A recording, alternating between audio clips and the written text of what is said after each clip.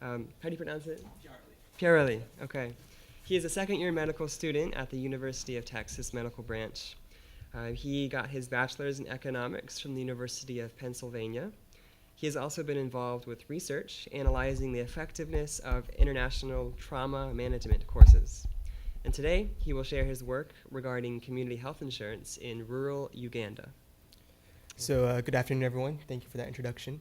My name is Fahim, and today I'm going to be talking a little bit about the global health track at University of Texas Medical Branch and some of the lessons that I learned from the curriculum there and how I was able to apply it in a preclinical preceptorship in Western Uganda this past summer. And then I'll leave the rest of my time to talk about the research project that we did there, which was on community health insurance in rural Uganda. So the Global Health Track is a supplemental curriculum for medical students that are interested in global health, and it has several components. There are clinical and preclinical preceptorship requirements, which are done abroad. There's a intensive tropical medicine course, there's a capstone project, and then there's this global health course. This global health course is designed not just for medical students, but all healthcare professional students to come together and learn about the issues related to healthcare in resource-limited settings. And they help us understand these issues by approaching them from a number of different perspectives. So we talk about a whole variety of things like history, economic development, socioeconomic determinants of disease, disease epidemiology, civil societies, international aid, etc.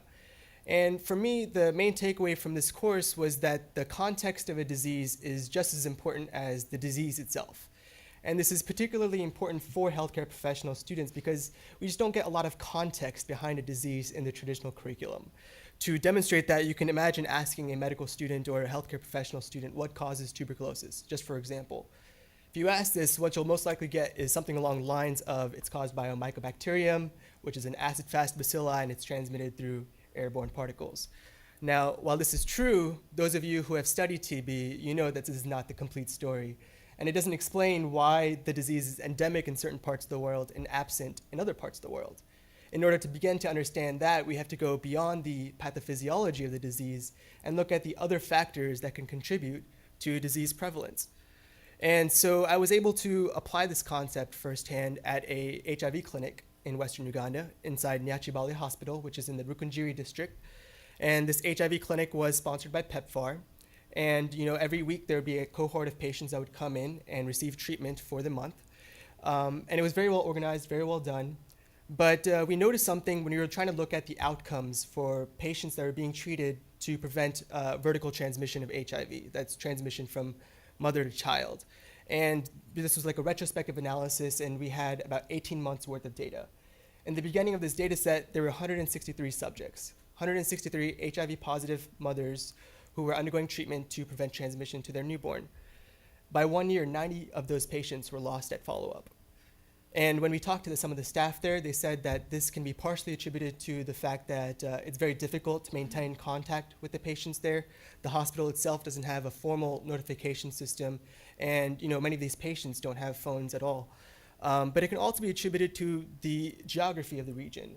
Rukunjiri is a district that is very spread out, and some families have to travel a very long distance just to come to the hospital. And so we kind of see this picture time and again where you have patients that come in with luggage, they have to come in with food. I've even seen people bring buckets to wash their clothes just because it's such a long trip. And when you also consider the fact that some of these roads are just very treacherous, you can understand that it's very burdensome for some families to come down every month and receive medication. So here's a good example of this disease, which we have treatment for, which is available at low cost or no cost, but there are difficulties in drug delivery, and that difficulty could be a contributing factor to disease prevalence. The second main lesson that I learned from this course was that the medical ethics that we learn about in the United States, they have no geographical boundaries. And we usually discuss this in the context of research and how institutions and companies that do research abroad, they should still maintain patients' rights of autonomy, of informed consent, of privacy. But this also can be discussed in the context of healthcare professional students who go abroad to volunteer or for rotations. What can happen is that the staff at the host site may not be fully aware of the student's level of experience or the level of training.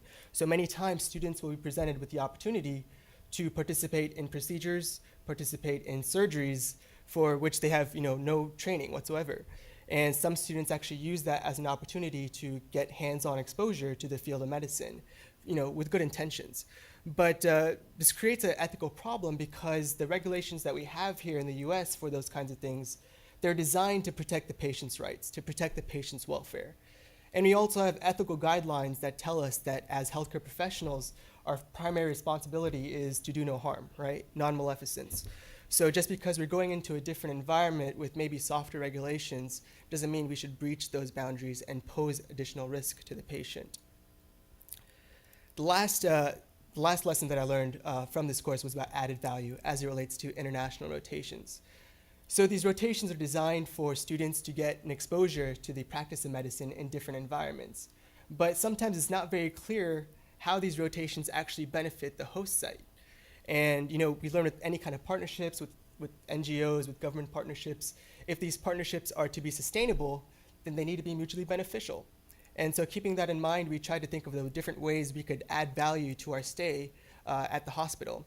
And being fresh out of the first year of medical school, we didn't have a lot to offer in the clinic, but we did have some research experience, and so we went with that.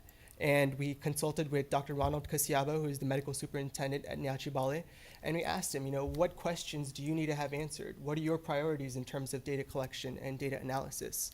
And within 30 minutes of deliberation, we had 10 different viable projects.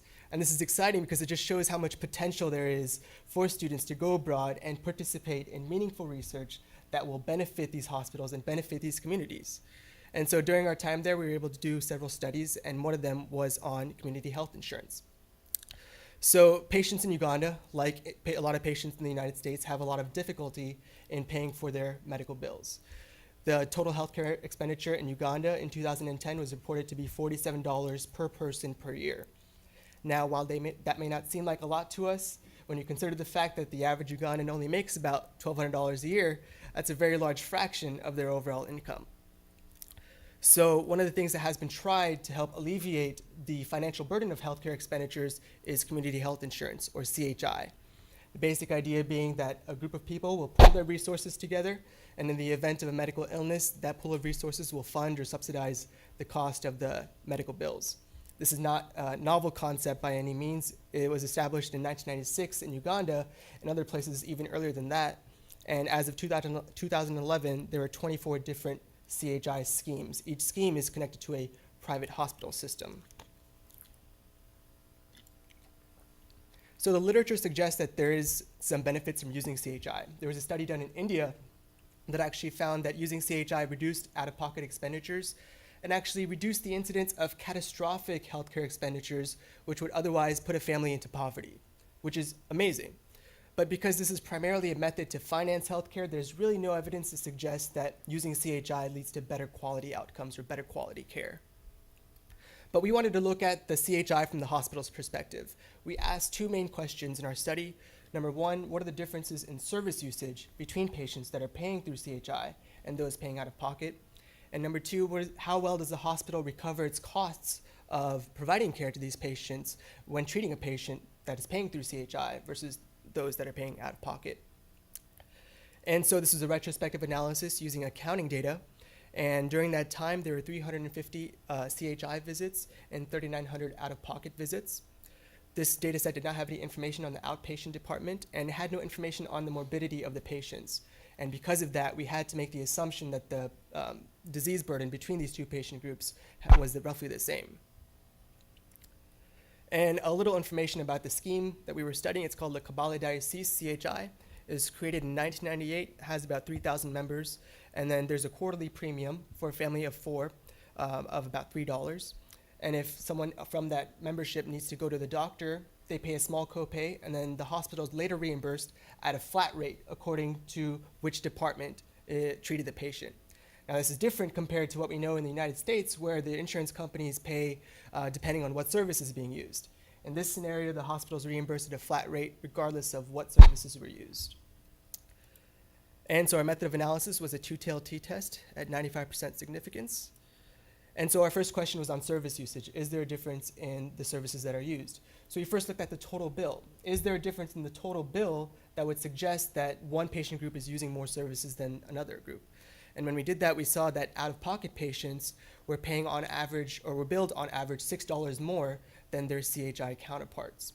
And we explored this further and broke it down to the types of service used, and we got this kind of picture. So to explain this graph a little bit, if the bar is going on the right side, that means a larger proportion of out-of-pocket patients use that particular service.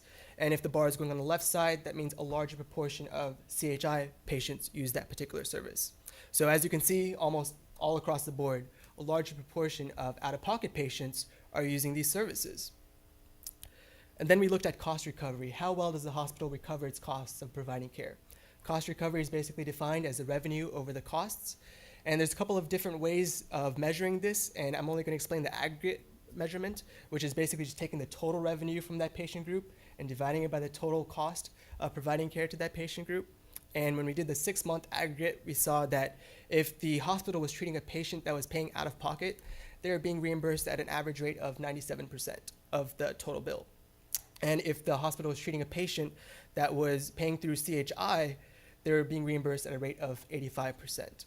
And when we broke this down into ward, we see that in some instances, the CHI actually reimburses the hospital more than what it costs to provide care to the patient, like in the pediatrics ward. And in other instances, like in the medical ward, where we tend to see the most complicated patients, the patients that require the most services, the most consultations. That's where the CHI does not reimburse the hospital very well at all, about 70%. And if that difference, that 30% difference, that translates into a large dollar amount, that can severely impede the hospital's ability to finance these people's care. So to conclude, we saw that patients that were using community health insurance generally used fewer services per visit. Now, why is that? One hypothesis is that maybe patients just need fewer services. Maybe the assumption that we made in the study that the disease burden is the same between these two patient groups, maybe that assumption is false. Or maybe patients are using fewer services per visit, but they're just going to the hospital more regularly. And those are just two hypotheses that can be further explored with future research. And then with regards to cost recovery, we saw that the hospital suffers an overall larger deficit when treating patients that are using CHI. So CHI patients are using fewer services per visit and costing the hospital more. So this suggests that there needs to be some changes to the structure of the CHI to help the hospital recover its costs so that other hospitals can look to it and have an incentive to participate in these schemes, because they can help patients and they can help prevent families from going into poverty as a result of healthcare expenditures. So in the end, I'd like to extend my gratitude to the Houston Global Health Collaborative for inviting me to speak to you all today. I'd also like to thank the faculty and staff at the UTMB Center for Global Health Education. Without their efforts, this project simply wouldn't have been possible. So thank you very much, and I'd be happy to take any questions if you have time. Yeah, there's time for several questions.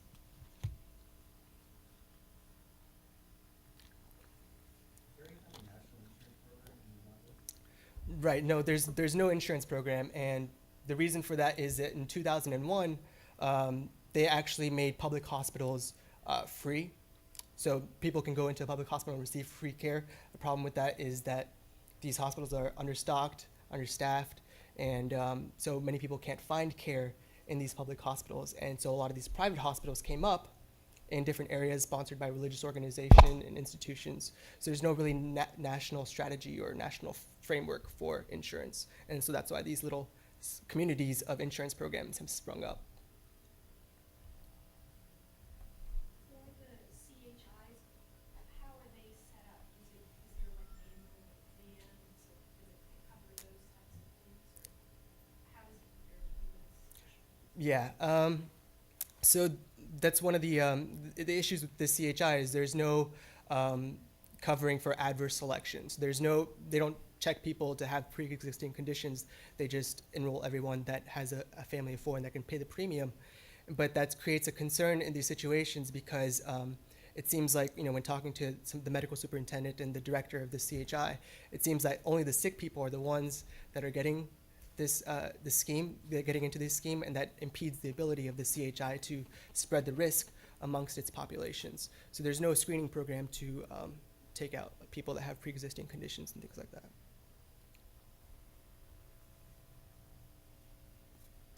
Very nice presentation. I just wanted to ask you, did you have any chance to visit the Uganda as The Cancer Institute? No, ma'am.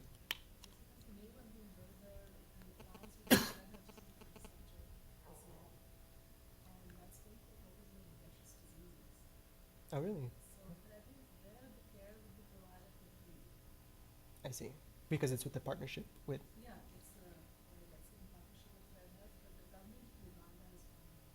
Oh, okay. Very interesting. Thank you for that. All right, let's give. Oh, one more question. Well, through your study and after you presented it, were there any suggestions that came up as to how to modify the CHIs to improve the system for the hospital? Right. When looking at other kinds of schemes, you kind of see what kind of models they have to look after, and some schemes actually have like a waiting period to address the adverse selection, so that there's a difference, there's a time difference between the time that you buy the plan and where the plan actually kicks in. So that kind of weeds out the people that need it immediately, and that helps the ability to spread the risk. I don't kind of like that because it kind of takes away healthcare from the people that need it the most. For me, I would suggest placing efforts in educating the community, because when you saw the enrollment is very small. And so actually going out in the community and explaining it.